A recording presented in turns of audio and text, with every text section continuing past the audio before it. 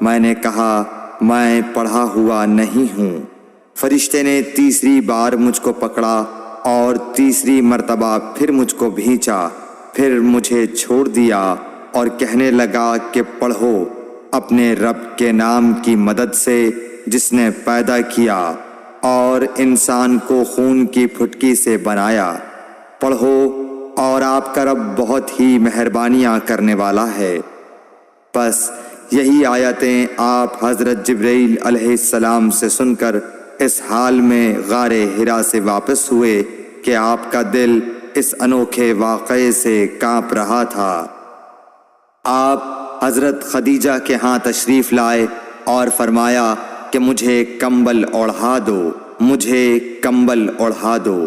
لوگوں نے آپ کو کمبل اوڑھا دیا۔ جب آپ کا ڈر جاتا رہا تو آپ نے اپنی زوجہ محترمہ